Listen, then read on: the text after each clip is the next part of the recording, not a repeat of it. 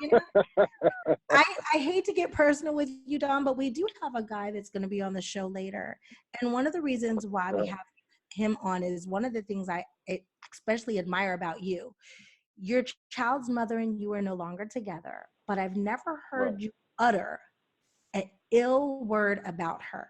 And I think that is one of the most beautiful things I've ever witnessed as far as your manhood. How, no matter what goes on between you guys, how can you speak to the younger generation or the generation of men who are baby daddies and tell them how important it is to respect their baby mama, man? It's super important. It's super important. She and I, we're peaceful. We have a good friendship now. But there were times where, especially, how it goes when you're going through a breakup, emotions are involved, they're heavy. The same emotions that made you just love that person and be crazy about them makes you want to just wring their neck. And so you find yourself in a position where it's like, okay, I have to make a choice.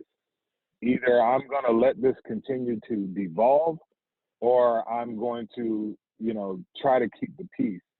And, sadly, I remember when I was younger, my mother and father, there was a point in time where they couldn't even really be in the same room together and to even have discussions about us and things like that. And so, that was one thing I never wanted to happen with my son, which was, feeling like, okay, I know my parents aren't together, but geez, they can't even sit down together and talk. I wanted him to be able to see us laughing and hugging and, stuff like that, and so I worked really, it took some putting my pride to the side and putting ego to the side and just really focusing on what was best for him and what example I want to give, to him.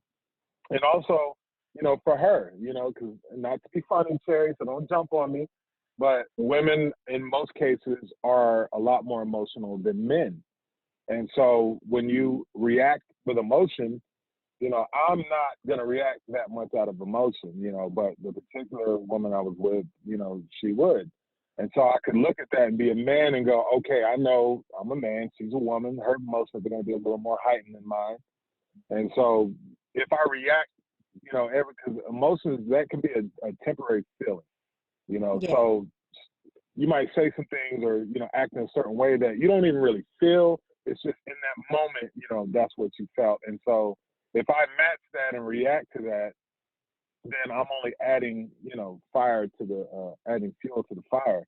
And it's going to destroy both of us in the end if we just keep going back and forth.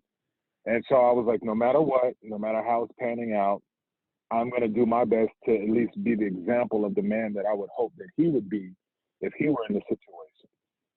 So if he does find himself in the situation when he grows up, if he's out of pocket, I can go to him and be like, hey, do you ever see me talk to your mother that way? Absolutely. We had our arguments. We had our name calling behind closed doors. We had all that. But have you ever witnessed me insult or disrespect your mother? And there's times where me and her were, we were on the outs for real. And, we might talk junk when it's just us. But in front of him, we would just operate how we want him to view us, and not be all depressed or sad because his parents don't know how to act with each other. I think that's so important. Yeah, and bashing, at the end of the day, that's your child, and you help make that child, and that child is part of you the same way it's part of his mother. So for you to disrespect his mother, I hate hearing dudes disrespect the mother of their child because I'm in my mind and when I'm listening to it, I'm like, hey, did you forget the part about you chose her? They're like, that's your taste. Hey, please like and subscribe to my YouTube channel. It is the official Cherie Johnson. That way you never miss one of our Cherie's World podcasts.